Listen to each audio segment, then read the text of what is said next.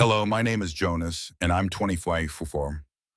I reside in a tiny town in upstate New York and work as a window installer. I didn't grow up fantasizing about this kind of job. In fact, I didn't dream much at all.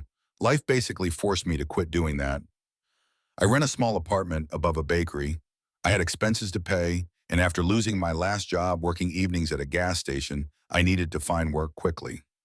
This is how I ended up working for Clearview Solutions, a window installation firm. We're a small team of roughly 10 people, including the owner and his wife. They hired me with no experience since they wanted someone who could lift me on time and learn quickly. That was me, I suppose. The first week they paired me with Gary and Marvin, two guys who had been doing this for years. They were old school sorts who did not sugarcoat things. The first day I sliced my fingers open on a cracked pane and Gary gave me a cloth and said, "Welcome to the crew."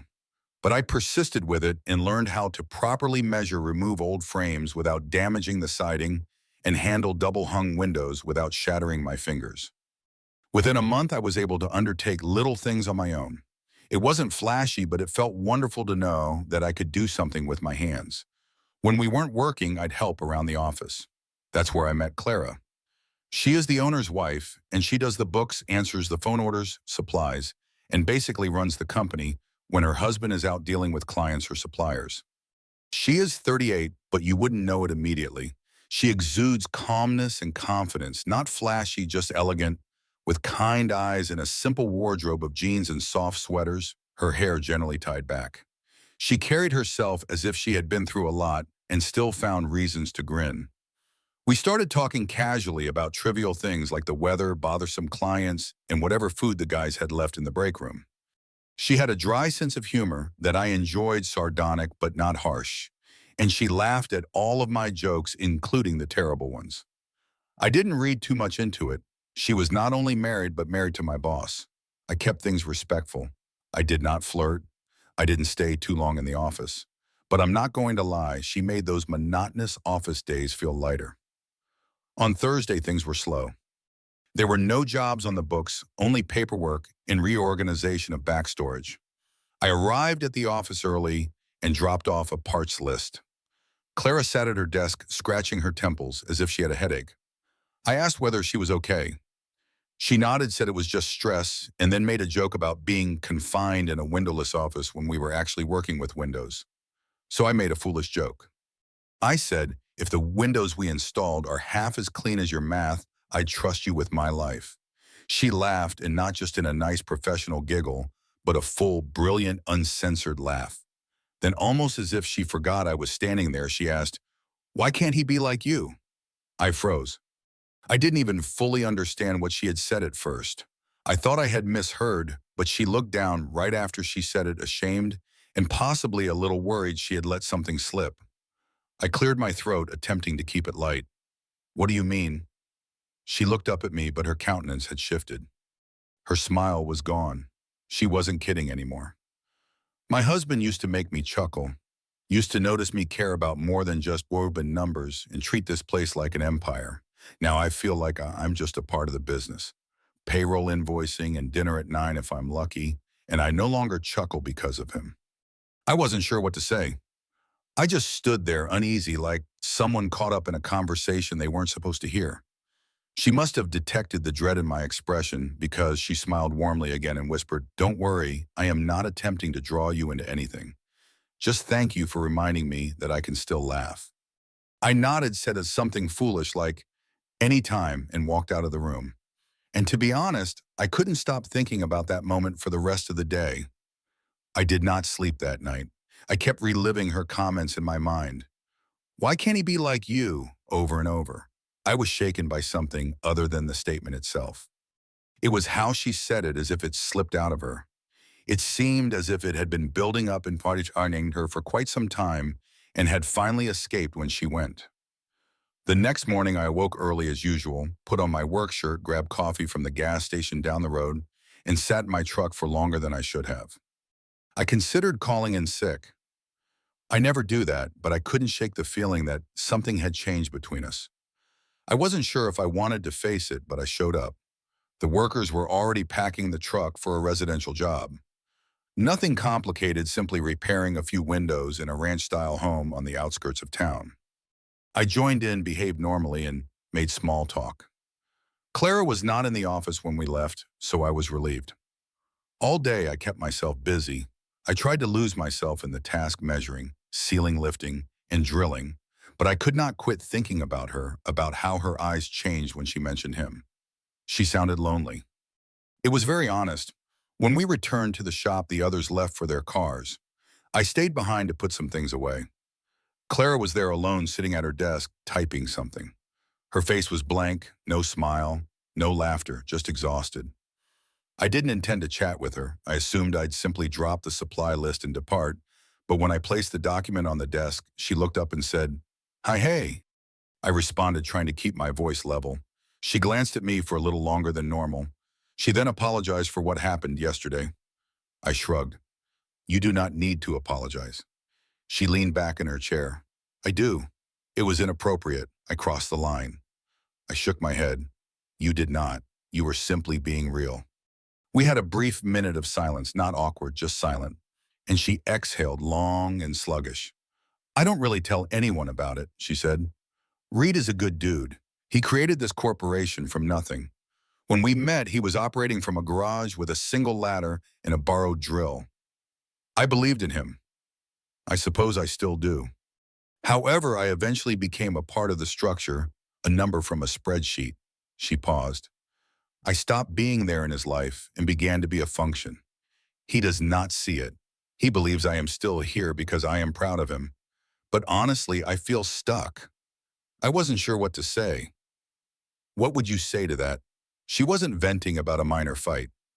This was deeper, the kind of unhappiness that does not stem from a single bad week. This was years of neglect masquerading as progress.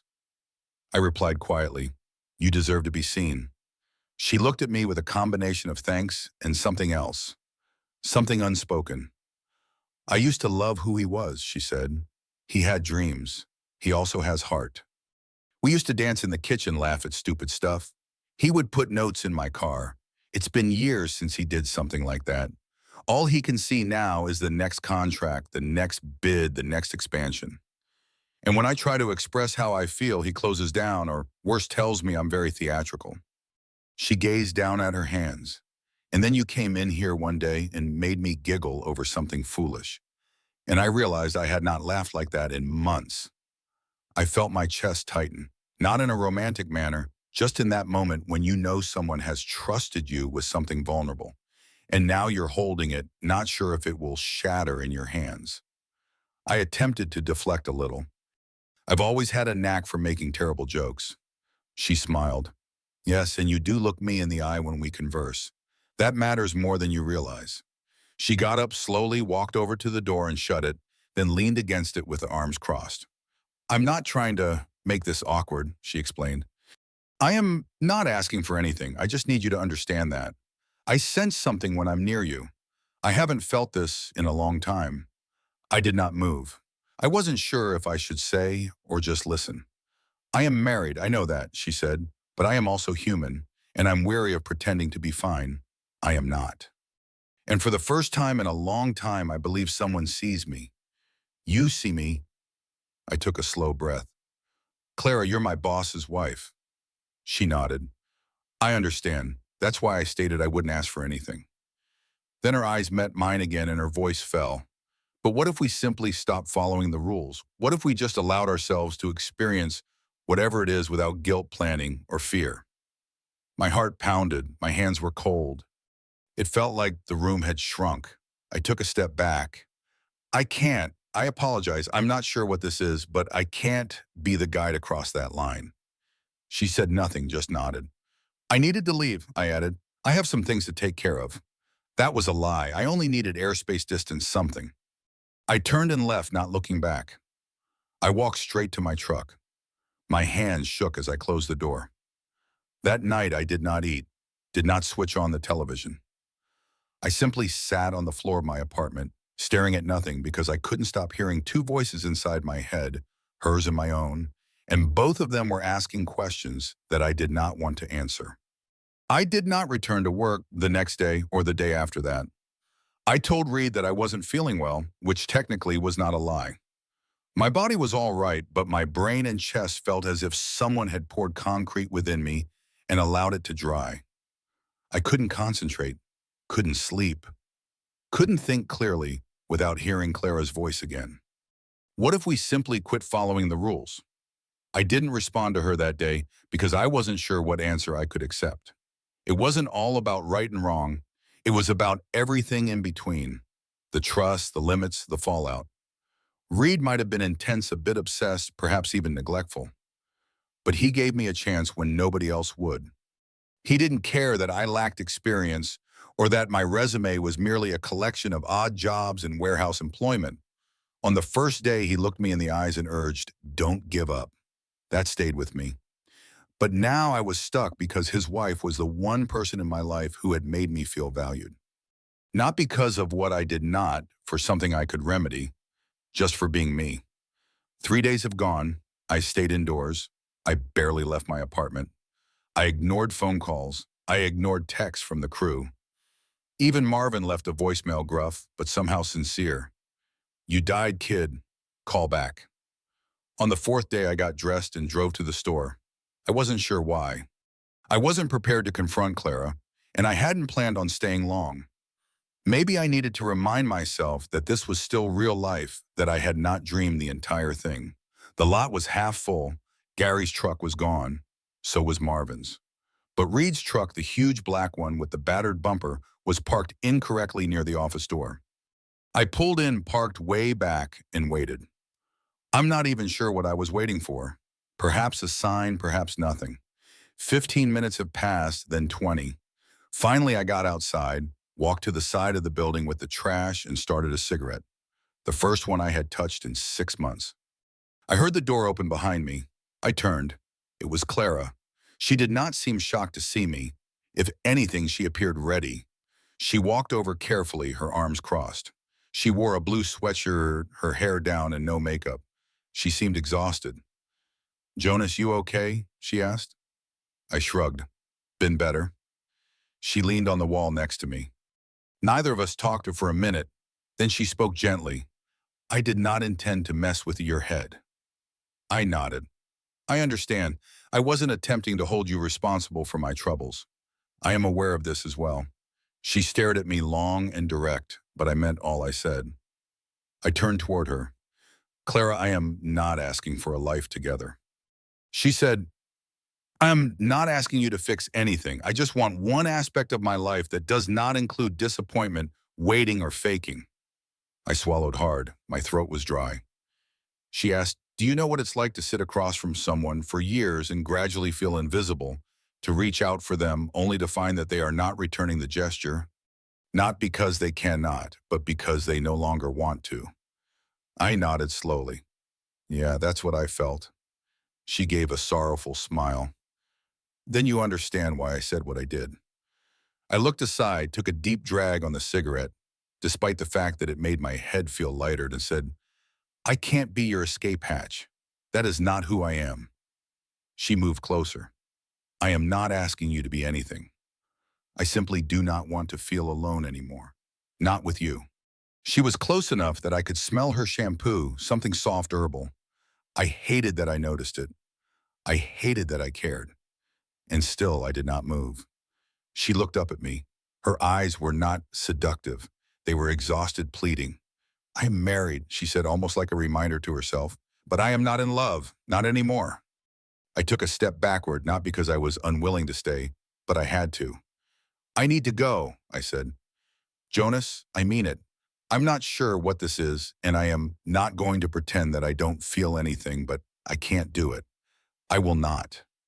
She nodded, her eyes glistened, but she did not cry. I walked around the building. I got into my pickup and drove. I did not glance back. That night I did not sleep either again. And this time there were no spinning thoughts, no misunderstanding, just a hollow silence that did not seem like serenity. And for the first time I understood I hadn't left because I was strong. I left because I was afraid of who I would become if I stayed. I did not hear from Clara after that day behind the building. No texts, no calls, no long stares out the office window. I didn't even try to reach out, not because I didn't want to, but I did not trust myself. I would have known if she had said anything. Hey, can we talk? I'd find myself in the same situation again, standing too close, overly attentive, walking a line that did not exist before she drew it. I concentrated on work instead. I started arriving early again. I volunteered for the harsher jobs. I carried more than I should. I kept my head down. Several of the guys recognized that I was different, but nobody said much. That's one thing about this type of job. Nobody cares how you feel as long as you're doing your part. Reed said nothing either. Business as usual. Quick morning briefs, tight schedules, pressure to upsell clients. He was constantly tense, always pushing harder than everyone else. If you didn't know better, you'd believe the guy had it all together. But I knew better now, and I couldn't shake the thought that someone should inform him not to ruin anything, not to become engaged in their marriage, but only to let him know what was going on under his nose. If Clara told me everything she did, it could be because she had run out of ways to communicate with him. And perhaps hearing it from someone else might prompt him to stop and see her again. I hadn't planned it. I didn't practice it. But one afternoon I spotted my chance. It was late, just after 5. The crew had gone home. I was cleaning out one of the vans when I noticed Reed walking out of the office holding his keys and talking on the phone. He walked toward his pickup, definitely rushing. "Hey, Reed," I called out. He turned. "Yeah, have you got a minute?" He looked at his watch and then back at me. "Make it snappy. I've got to be across town in 20. I walked over, attempting to sound casual. I simply wanted to say something. It is not actually about work. He narrowed his eyes. Okay. I paused before going for it. It is about Clara. His expression shifted instantly, not panic, just alertness, as if something had turned on inside him. How about her, he asked. I took a breath. Look, I'm not trying to cause trouble, but I think you should know that she's not doing well. She is aching. She feels forgotten. He glanced at me, his expression unclear. I continued going. She told me she misses the way things used to be, that you two used to laugh, speak, and simply be together. And now it's all about business. She claims she feels invisible. I don't think she knows how to express it to you anymore. There was a prolonged hush. He did not move, didn't blink. Then he tilted his head slightly and asked, "Did she tell you that?" I nodded. Yeah, his jaw stiffened. Why would she tell you, Jonas? Why not her husband? I do not know. I spoke cautiously. Maybe because I was present. Perhaps because I listened. He scoffed and looked away. Do you think I don't care about my wife? No, I think you care. I just think you don't realize how far away you two have grown. He looked away from me for a second, running his hand over his face. Then he faced me again. Do you have feelings for her? He asked, eyes fixed on mine. I didn't respond, did not have to. His gaze tightened. I brought you into my company, he replied quietly. I gave you a chance when you had nothing, and now you're standing here telling me about my wife. I am not trying to offend you, I said. I didn't want to walk around like I didn't know anything essential. He moved in a little closer. Want to discover what's important, he said. Loyalty, boundaries, knowing your place. I did not back away. Yes, I said, I didn't know where I was, and it isn't in the middle of someone else's marriage. That is why I am telling you rather than doing something worse. He observed me. I could feel strain in his jaw, his fingers twitching. Then he exhaled sharply and coldly. You're finished here, he said. Do not come back tomorrow. Do not come back at all. Reed? No, I don't need a punk child teaching me how to be a husband. Get out of my shop. He walked away, got into his truck, slammed the door, and drove away. I stood there for quite a while. The sun was going down. Silence settled around me like dust. That was it. I wasn't dismissed for being lazy or for messing up a job. I was fired for giving a damn. I headed home. I packed up my toolkit. I sat at the kitchen table with the lights turned off for a time, just sitting there. There was no anger, no tears. I just couldn't shake the feeling that I had done the correct thing. It still cost me everything. I didn't return for my last payday. I assumed if Reed wanted to mail it, he would, if not fine. A couple hundred was not worth going into that place again. Not after how he looked at me, not after what he said. You're done here, as if I had betrayed him personally. For the first time in months, I had no work, no structure, no reason to set an alarm. The days merged together. I stayed primarily inside. I tried applying at a couple of other locations around town, some warehousing work, a landscaping gig, but nobody called back right away. And honestly, I wasn't sure I wanted to start over. Not yet. I haven't heard from Clara, and it stung more than I thought not, because I expected her to pursue me down or ask me to meet her elsewhere, or say she abandoned her spouse for me. I never believed in such a story. I just assumed she would say something, even just a text, thank you, or how are you, but there was nothing, not one word. A week has gone then too. I stopped checking my phone. I stopped glancing out the window as I heard a car slow down on the street. I stopped wondering if she was going to show up at my door. Someone buzzed the front door of my apartment building one night just before 10 p.m. My heart jumped. I'm not sure why. I just assumed. I ran down the stairs barefoot, expecting to see her silhouette in the light from the porch light, but it was not Clara. It was Gary, one of the crew members. He appeared uneasy, holding a brown envelope in his hand. Hello, he said. Reed told me to drop it off. He said he didn't leave a forwarding address. I nodded, thanks. He held it out, but did not depart straight away. After a pause, he spoke. I don't know what happened, but he's been in a mood. The whole place is tight.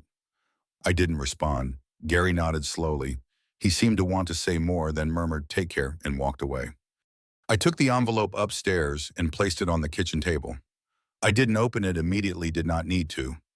I knew what was inside it, my last check, perhaps, no, perhaps not. Instead, I simply sat there, same chair, the same silence as that night. I walked away from her. And that's when it struck me. Clara was never truly mine to lose. She was searching for something, an escape, a breath, a break in the gray, and I was right there when the wall cracked. That laugh I gave her that moment, it was real. However, it was not permanent. It was not a promise. It served as a reminder that she was still alive, still visible. For a little moment, I rekindled her emotions. However, I was also a risk. In the end, people usually prefer the comfort of what they know over the case of their emotions. A few days later, I received a call from a small company that did siding and exterior restorations. They were based 2 towns over, not glamorous but well paid. They claimed they wanted someone dependable who could learn quickly. This sounded familiar. I said yes. I packed my tools, drove out the next morning, shook hands with new foremen, and started over. The team was not the same older men. Nobody knew my tale, and I preferred it that way. There was no history, no baggage. I kept basically to myself, worked hard, showed up early, just like before. Weeks have passed. Then months. Clara never called. I never went back. I never saw her again. Not at the grocery store, not on the roadway, not in passing. Sometimes I find myself wondering how she was, if she ever left, if she ever said anything to Reed about what happened. But the truth is that I'll probably never know. And I've accepted that because some stories aren't about the ending. They are about the part in which you learn something. So I did. I realized that you can mean anything to someone for a brief, lovely moment while still not being a part of their lives. I discovered that doing the right thing does not always feel pleasant. And I discovered that being honest may sometimes come at a cost. But I also discovered that I'm not the type of man to steal what isn't his. I can live with that. So yes, I made her chuckle and she questioned, why can't he be like you? And for a little moment, I imagined the inquiry meant something more. But now I see it was never about me. It was about her. And I hope that wherever she is, she found what she was seeking. One of the most profound lessons from Jonas's story is the bittersweet truth that doing the right thing often comes with a heavy price, yet it shapes who we are. Jonas, a young man navigating a complex emotional connection with Clara, his boss's wife, faced a moral crossroads. He could have crossed a line chasing fleeting feelings, but instead he chose integrity, stepping back despite the pull of her vulnerability and his own longing. This choice cost him his job, his stability, and the connection he valued, yet it preserved his sense of self. Life teaches us that true strength lies not in avoiding pain, but in making decisions that align with our values even when they hurt. Jonas's story reminds us that we can touch someone's life profoundly, even briefly, without owning their story. It's a call to honor our principles, to see others without seeking to possess them, and to accept that some moments are meant to teach, not to last. This resonates deeply because we've all faced moments where the right path was the hardest one. What's a choice you've made that cost you something dear, but defined who you are? Share your story in the comments below. We'd love to hear how you've grown through life's tough lessons. If this story moved you, please like, subscribe, and hit the bell icon to join our community. Your support keeps us sharing heartfelt stories that inspire and connect us all. Let's keep the conversation going.